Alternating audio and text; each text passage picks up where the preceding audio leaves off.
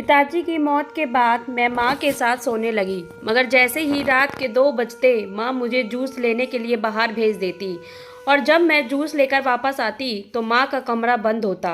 मैं बाहर आंगन में ही सो जाती। एक रात नाटक करके मैं पहले से ही माँ के कमरे में छुप गई।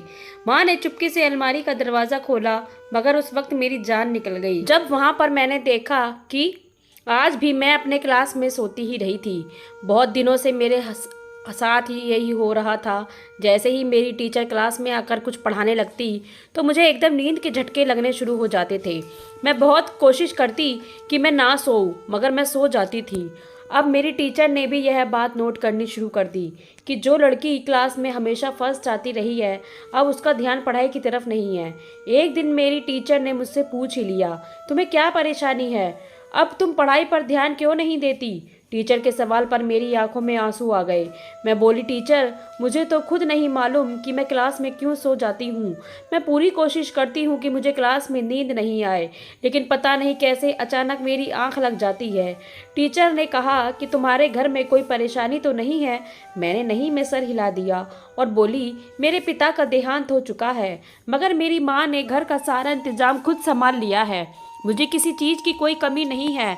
हमारे घर में किसी चीज़ की, किसी बात की कोई टेंशन नहीं है। टीचर ने अपना सर हिलाया और कहा, ठीक है, तुम जाकर बैठ जाओ, लेकिन आगे से तुम ध्यान रखना कि क्लास में सोना नहीं है। मैंने भी टीचर से वादा कर लिया, मगर फिर मैं अपने वादे पर पूरी नहीं उतर पाई। अगले दिन फिर से मैं सो गई। अब तो मजबूर होकर मेरी टीचर से मुझे सज़ा भी दी, मगर मैं क्या करती? नींद पर कभी किसी का कोई जोर नहीं होता।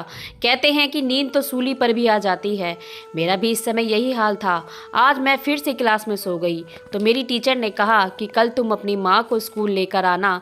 यह बात सुनकर मैं घबरा गई थी कि माँ ना जाने मेरे साथ क्या बर्ताव करेगी, लेकिन अपनी टीचर का मैसेज भी माँ को देना ज़रूरी था। मैंने माँ से कहा कि आपको मेरी टीचर ने स्कूल बुलाया है। मेरी बात सुनते ही माँ के माथे पर शिकन पड़ गई थी। वह कहने लगी, क्या हुआ लक्ष्मी, तुमने स्कूल में कोई शैतानी तो नहीं की है? मैं अपना सर हिला दिया। माँ अभी मुझे शक की नज़रों से देख रही थी। वह कहने लगी, फिर तुमने ऐसा क्या किया है कि मुझे स्कूल में बुलाने की नौबत आ गई? कुछ तो जरूर किया होगा। मैं माँ से कहने लगी कि माँ, मैं कुछ नहीं जानती, टीचर ने आपको क्यों बुलाया है। हालांकि मुझे सब कुछ मालूम था कि टीचर ने माँ को किस लिए बुलाया है, ताकि वह उन्हें बता सके कि मैं स्कूल में सोती रहती हूँ। लेकिन उस समय मैं अपनी माँ के सामने अनजान बन गई थी। माँ कहने लगी, लक्ष्मी, तुम तो जानती हो ना कि मैं लोगों के घरों में काम करती हूँ, तभी तो मैं तुम्हें एक अच्छे स्कूल में पढ़ा रही हूँ, तुम्हारी हर ज़रूरत पूरी कर रही हूँ। अब अगर मैं अपना काम छोड़कर तुम्हारे स्कूल के चक्कर लगाने लग जाऊँ तो फिर हम कहाँ से खाएंगे? तुम अपनी टीचर से कहना कि मेरी माँ बीमार है, वह स्कूल नहीं आ सकती। आपने जो कुछ भी कहना है वह मुझसे ही बता दे। मैं घर जाकर अपनी माँ को सारी बात बता दूँगी और फिर तुम कल आकर मुझे सब कुछ बता देना। मैंने सर हिला दिया। मुझे खुशी हुई कि माँ स्कूल नहीं जा रही है। अगले दिन जब टीचर ने मुझसे पूछा कि तुम्हारी माँ स्कूल क्यों नहीं आई, तो मैंने टीचर से कह दिया कि मेरी माँ बीमार है। टीचर ने कहा कि जैसे भी हो तुम अपनी माँ को कल ज़रूर लेकर आना। उन्हें कहना कि वह एक बार आकर मुझसे ज़रूर मिल ले, मुझे उनसे कुछ ज़रूरी बात करनी है। आज फिर मैंने घर जाकर माँ को टीचर का मैसेज दे दिया था, मगर मेरी माँ ने फिर से कोई बहाना बना दिया। यह बात होते होते प्रिंसिपल तक पहुँच गई थी। उन्होंने मुझे अपने ऑफिस में बुलाया और कहने लगी, लक्ष्मी, तुम एक बहुत ही ब्रांडेड स्टूडेंट हो, तुम्हारी तरफ से हमें कोई शिकायत नहीं मिली, तो अब तुम मुझे बताओ कि तुम 8 क्लास में आ गई और अच्छी खासी समझदार हो गई हो, तो फिर क्यों तुम्हारी तरफ से शिकायतें आने लगी है? जब तुमसे कहा जाता है कि अपनी माँ को स्कूल लेकर आओ तो वह भी तुम नहीं लेकर आती हो।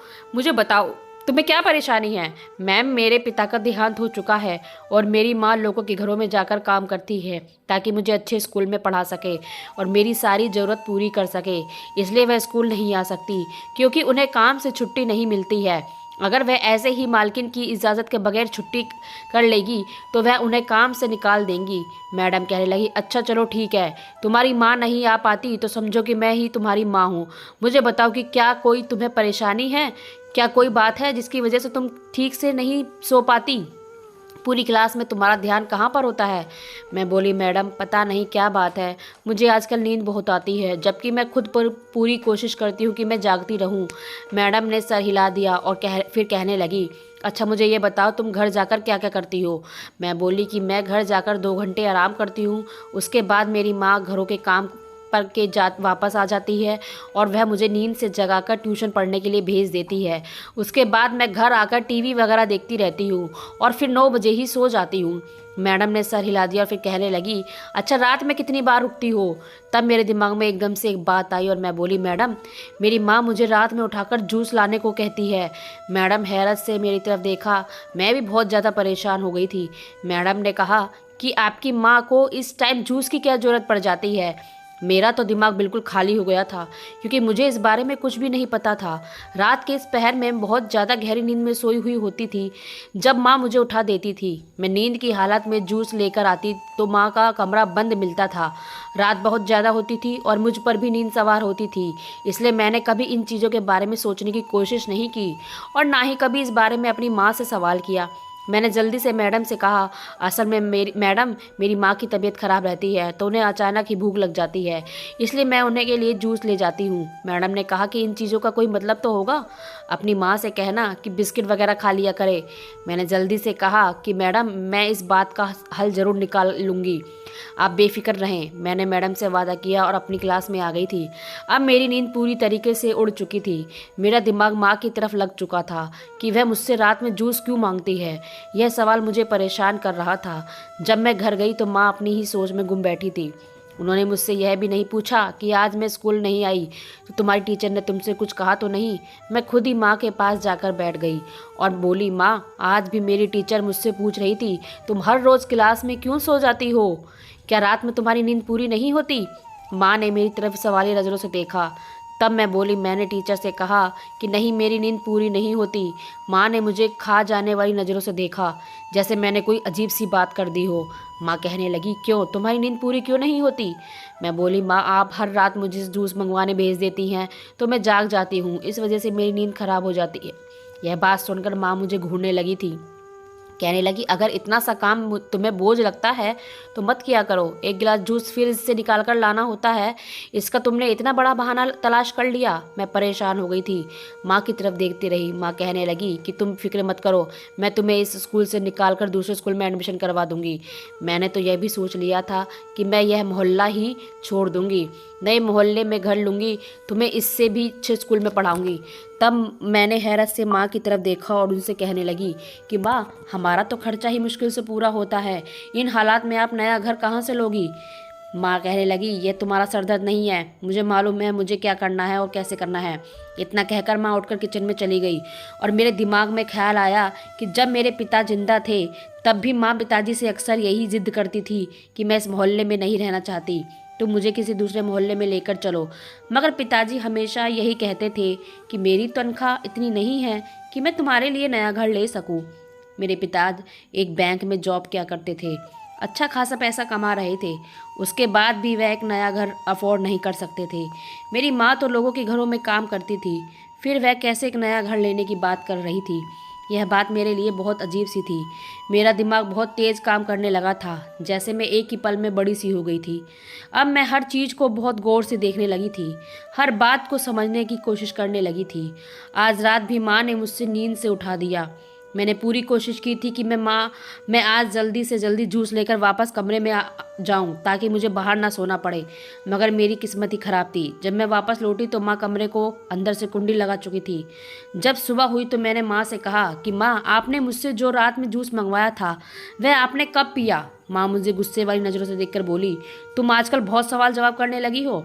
मैं बोली, नहीं माँ, मैं तो ऐसे ही पूछ रही थी क्योंकि जब मैं जूस लेकर आई तो आपने कमरे को अंदर से कुंडी लगाई हुई थी और मैं इंतज़ार करते करते बाहर दरवाजे पर ही सो गई।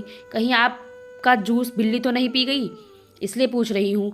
माँ हंसने लगी और कहने लगी, अरे पागल, मैंने वह कुंडी इसलिए लगाई थी कि मैं अपने कपड़े बदल रही थी, तुम आकर एकदम दरवाज़ा ना खोलो। मुझे बहुत गर्मी लग रही थी तो मैंने कपड़े बदल के लिए। कपड़े बदल कर जब मैंने दरवाज़ा खोला तो तुम दरवाजे पर ही सोई थी। मैंने तुम्हें उठाकर बेड पर लिटा दिया और खुद जूस पी लिया। तुम्हें पता है ना, रात में मेरी तबीयत ख़राब हो जाती है तो मुझे जूस पीने की ज़रूरत पड़ती है और गर्मी भी लगने लगती है।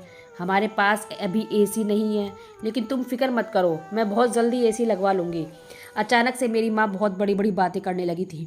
उनकी बातें सुनकर मैं चुप हो जाती। हालांकि हमारे पास इतने पैसे नहीं थे, फिर भी माँ ना जाने क्यों मेरी ऐसी ऐसी बातें करती थी कि मुझे एसी लेना है, नया घर लेना है, मुझे यह चीज़ें लेनी है, मुझे वह चीज़ लेनी है। अगले दिन जब मैं स्कूल से घर वापस आई तो माँ मुझे परेशान देखकर पूछने लगी, क्या हुआ, आखिर तुम क्यों परेशान हो? मैं कहने लगी, माँ मेरी क्लास के काम के लिए लैपटॉप की ज़रूरत है। मेरी क्लास की सभी लड़कियों के पास लैपटॉप है, मगर मैं लैपटॉप अफोर्ड नहीं कर सकती। आपने मुझे इतने बड़े स्कूल में क्यों डाला है? आपको चाहिए था कि आप मुझे एक सरकारी स्कूल में डाल देती, जहाँ इस तरह की चीज़ों की ज़रूरत ना होती। माँ कहने लगी, तुम भी किन बातों को दिल पर लेकर बैठ जाती हो। जल्दी से खाना खाकर तुम आराम कर लो। मैंने खाना खाया और सोने के लिए चली गई। माँ घर से बाहर चली गई। शाम को जब मेरी माँ ने मुझे आकर उठाया तो कहने लगी, तुम्हारे लिए मेरे पास एक सरप्राइज़ है। मैं बहुत हैरान हुई और सोचने लगी कि आखिर माँ के पास मेरे लिए कौन सा सरप्राइज़ होगा। मैं आंखें मलती हुई बाहर निकल आई थी। सामने ही टेबल पर एक बिल्कुल नए डिब्बे में बंद लैपटॉप रखा हुआ था। यह लैपटॉप देखकर ही मेरी नींद उड़ गई थी। मैं इस लैपटॉप को देखकर दंग रह गई। मैंने माँ से पूछा कि आपके पास इतने पैसे कहाँ से आए? माँ कहने लगी, तुम आम खाओ, पेड़ मत गिनो। मैं जो कुछ भी कर रही हूँ वह तुम्हारे लिए ही कर रही हूँ। तुम्हें किसी बात की फिक्र करने की कोई ज़रूरत नहीं है। मैं लैपटॉप देखकर इतनी खुश हो गई थी कि बाकी हर चीज़ भूल गई। मैं बोली, माँ आप यहीं रहो, मैं अपनी दोस्त से लैपटॉप चलाना सीख कर आती हूँ। हमारे पड़ोस में ही मेरी एक दोस्त रहती थी, वह मेरी क्लासमेट थी। इसके पास पहले से लैपटॉप था, इसलिए इससे लैपटॉप चलाना आता था, जबकि मेरे पास आज ही आया था और मुझे चलाना भी नहीं आता था। इसलिए मैंने सोचा कि मैं उससे मदद मांग लेती हूँ। मैं जब अपनी दोस्त के घर गई तो वह मेरा लैपटॉप देखकर दंग रह गई। कहने लगी, माँ यह देखो, यही वह लैपटॉप है जिसका मैं कह रही थी कि आप मुझे दिलवा दो, लेकिन बाबा तो मेरे लिए गंदा सा लैपटॉप उठा कर ले आए हैं। मुझे तो इस कंपनी का ही लैपटॉप चाहिए था। पड़ोस वाली आंटी यानी मेरी दोस्त की माँ पास आकर मेरे लैपटॉप देखने लगी। कहने लगी, सच में यह लैपटॉप तो बहुत अच्छा है। वह मुझसे पूछने लगी कि यह तुम कहाँ से उठा कर लाई हो, किसका है? मैं बोली, मेरा है और किसका होगा, मेरे लिए आज ही माँ लेकर आई है। आंटी मेरी तरफ बहुत हैरत से देखा और कहने लगी, तुम्हारी माँ के पास इतना पैसा कहाँ से आ गया कि वह भी लैपटॉप खरीदती फिर रही है? मैं कहने लगी, आंटी आप तो जानती हैं मेरी माँ घर घर जाकर काम करती हैं, हो सकता है उन्होंने अपनी मालकिन से पैसे ले लिए हों। वह हंसने लगी और कहने लगी, अच्छा मेरा पति तो अच्छा भला कमाता है, तुम्हें तो मालूम ही है। वह एक ऑफिस में अच्छी पोस्ट पर काम करता है, मगर फिर भी हमारे पास इतने पैसे नहीं थे कि हम अपनी बेटी को तुम्हारे जैसा महंगा वाला लैपटॉप दिला सके। और फिर तुम मुझे एक बात बताओ, जब तुम्हारी माँ सारा दिन घर से ही नहीं निकलती है तो फिर वह कौन सा काम करती है? क्या घर में ही उसने कोई सेंटर खोल रखा है?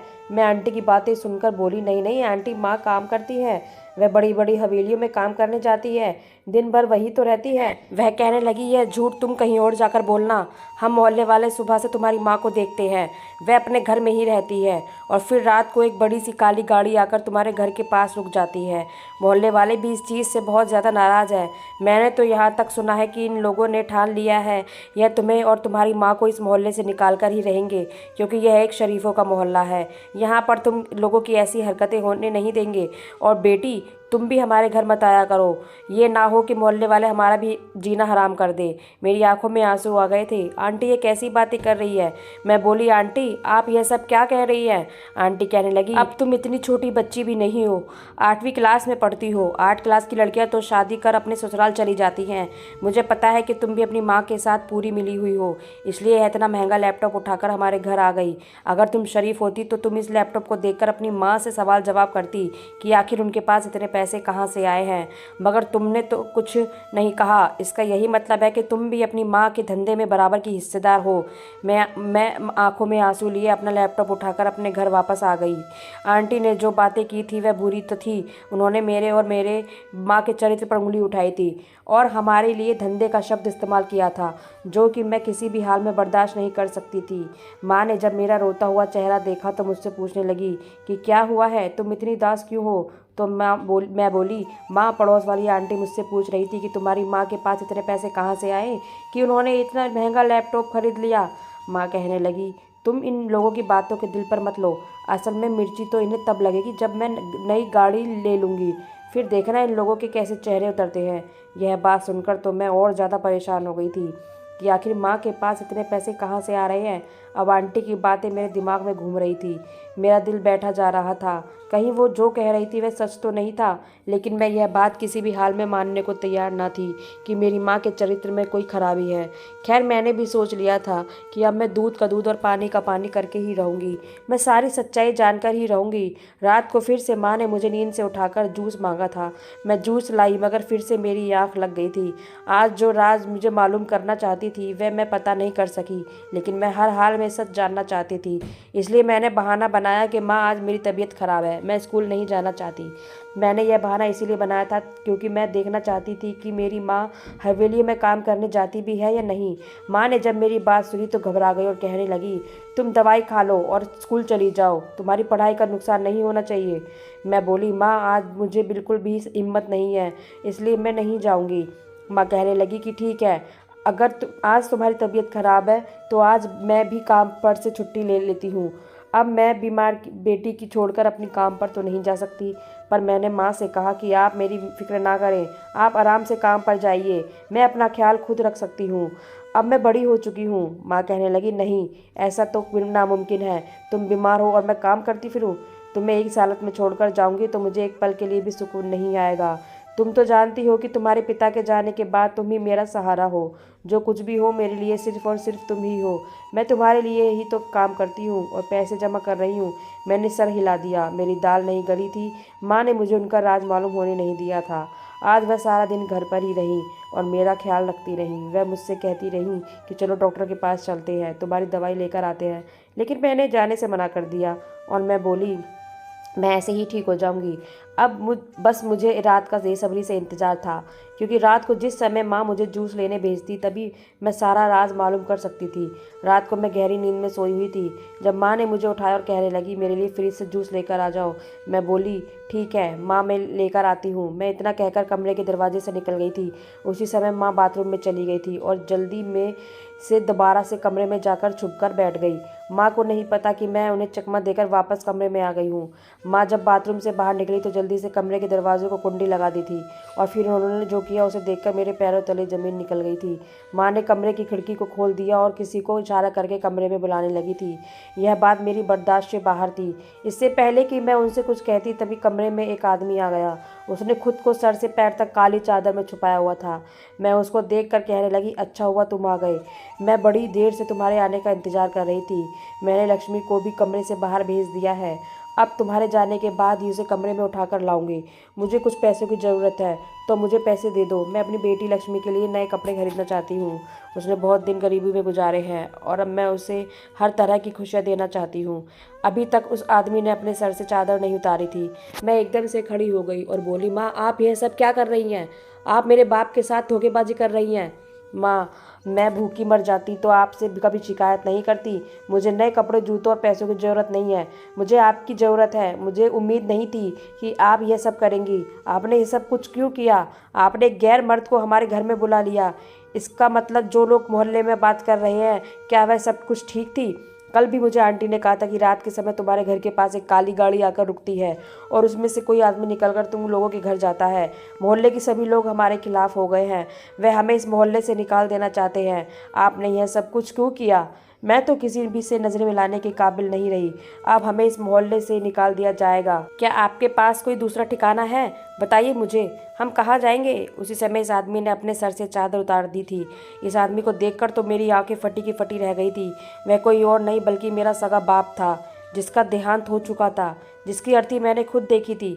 मैं बोली, पिताजी आप यहाँ कैसे? पिताजी कहने लगे, बेटी, तुम्हारा बाप अभी मरा नहीं है, वह जिंदा है। लेकिन तुम यही समझो कि मैं जिंदा होकर भी मुर्दा हूँ। मैं अपनी मर्जी से कहीं आ जा नहीं सकता। मैंने खुद को एक घर में बंद कर रखा है। रात के समय इसलिए निकलता हूँ कि कोई मुझे देख ना ले। और फिर मैंने तुमसे भी अपने जिंदा होने की खबर इसलिए छुपाई रखी है। तुम अभी नासमझ नादान हो। कहीं तुम यह बात किसी और को ना बता दो। अगर तुम यह बात किसी और को बता देती कि तुम्हारा पिता जिंदा है तो हम तीनों जेल की सलाखों के पीछे होते। बस इसी वजह से मैं तुम्हें लाख चाहने के बाद भी नहीं मिल सका। मेरी आंखों से आंसू आने लगे थे। मुझे अपने पिता से नफरत सी होने लगी थी। मैं बोली, पिताजी आपको शर्म आनी चाहिए। एक बेटी के सर पर उसके पिता का साया कितना ज़रूरी होता है, क्या आप भूल गए? मैं हर समय आपके लिए रोती रहती और आपकी याद करती थी। मैं तो आपको भूल भी नहीं पा रही थी और आपने अपने आप को मुझसे छुपाए रखा।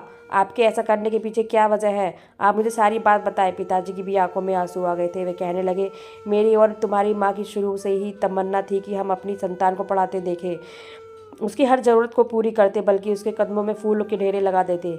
मैं एक बैंक में जॉब करता था। मेरी आमदनी इतनी नहीं थी कि तुम लोगों के लिए एक बड़ा घर अफोर्ड कर सकता, गाड़ी ले सकता या तुम्हें महंगे स्कूल में पढ़ा सकता। फिर मेरी यह तमन्ना थी कि मैं तुम्हें डॉक्टर बनाता। डॉक्टर बनाने के लिए भी मेरे पास पैसे नहीं थे और मुझे उम्मीद थी कि मैं आगे में इतने पैसे इकट्ठे नहीं कर पाऊंगा। उन्हीं दिनों में मेरे बैंक में एक नया रूल आया था। पति पत्नी की इंश्योरेंस करवाई जाती थी और पति पत्नी में से जो कोई भी इंश्योरेंस की पूरी किस्तें जमा कराने से पहले इम्तिहान कर जाता तो उसके दूसरे पार्टनर को इंश्योरेंस के पूरे पैसे मिल जाते। मैंने सबसे बड़ी इंश्योरेंस करवाई थी, जो कि 1 करोड़ की थी। मैंने 4 किस्तें भी जमा करवा दी थी। फिर मैंने और तुम्हारी माँ ने आपस के मशवरे से अपनी झूठी मौत का नाटक रचाया था। मैं जानता हूँ कि यह गलत है। मैंने जो कुछ भी किया है वह ठीक नहीं था, मगर क्या करता। हालात इस तरह के थे कि हमारा गुजारा कम पैसों में नहीं हो रहा था और ज़्यादा मैं कमा नहीं सकता था। धोखाधड़ी के अलावा मुझे और कोई रास्ता नहीं दिखाई दिया। मैंने खुफिया कंपनी के साथ कांटेक्ट किया था, जो हर तरह के फ्रॉड में मशहूर थी। मैंने उनसे कहा कि मैं अपनी मौत का झूठा नाटक करना चाहता हूँ, तो उन्होंने ये काम करने में मेरा पूरा साथ दिया। उन्होंने ही मेरी मौत का सारा सीन सेट किया और फिर सबसे छुपाकर मेरी अर्थी को बदल दिया था। मैंने इन लोगों को इस काम के लिए पैसे दिए थे। उसके बाद मेरी मौत की वजह से ही तुम्हारी माँ को हम दोनों के इंश्योरेंस के 1 करोड़ मिल चुके हैं और वह पैसे मेरे पास रखे हुए हैं। उन्हीं पैसों से हम दोनों तुम्हारी ज़रूरत पूरी कर रहे हैं। मैंने अपने पिता से कहा कि पिताजी, ये सब बहुत गलत किया, आपको ऐसा नहीं करना चाहिए था। मेरे पिता की आंखों में आंसू थे। वे कहने लगे, लक्ष्मी, यह सब करके मैं कौन सा सुकून में हूँ। मैंने तो बस तुम्हारे लिए किया है जो भी किया है। मुझे इस समय अपने माँ और पिता के चेहरे पर बहुत बेबसी नजर आ रही थी। मेरी आंखों से भी आंसू बहने लगे। मैंने अपने पिता के हाथ चूम लिए और बोली, आप बेशक कानून की नज़रों में गलत है, लेकिन मेरे लिए आप मेरे हीरो हैं। आपने जो कुछ भी किया है मेरा भला सोच कर ही किया है। मैं कभी आपको इसके लिए इल्ज़ाम नहीं दूंगी। पिताजी खुश हो गए थे। इस मोहल्ले से मेरी और माँ की ज़िंदगी अब तंग हो गई थी, इसलिए हम और इस घर से दूसरे घर में शिफ्ट हो गए, जहाँ मेरे पिता पहले से ही रह रहे थे। मुझे शहर के बड़े स्कूल में से एक स्कूल में एडमिशन मिल गया था। मैं अब और भी दिल लगाकर पढ़ाई कर रही हूँ। मैं अपने पिता का डॉक्टर बनने का सपना हर हाल में पूरा करना चाहती हूँ। मैं और मेरी माँ तो एक नॉर्मल ज़िंदगी गुजार रहे हैं, लेकिन इन सब के लिए मेरे पिता ने बहुत बड़ी कुर्बानी दी है। वह हर समय अपने आप को छुपा कर रखते हैं। वह कहीं भी नहीं आ जा सकते, उनके पकड़े जाने का बहुत खतरा है। मैंने बहुत कोशिश की थी कि मैं अपने पिता का वीज़ा लगवाकर हम पूरी फैमिली विदेश में शिफ्ट हो जाए, मगर ऐसा भी मुमकिन नहीं था, क्योंकि उसके लिए भी बहुत सारे पेपर्स की ज़रूरत पड़ती है। मुझे पता है कि मेरे पिता ने जो कुछ भी किया है वह गलत किया है। मेरे पिता कानून की नज़रों से तो बच गए, मगर वह घर के में कैदी बनकर रह गए हैं, यानी वह अपने किए की सज़ा काट रहे हैं। इसलिए मेरा आप सबसे लोगों से यही मशवरा है कि कभी भी इस तरह का कोई काम ना करें, क्योंकि फिर ज़िंदगी मौत से भी बदतर होकर रह जाती है। दोस्तों, वीडियो कैसा लगा कमेंट करके ज़रूर बताना। वीडियो को लाइक और चैनल को सब्सक्राइब जरूर कर देना। धन्यवाद।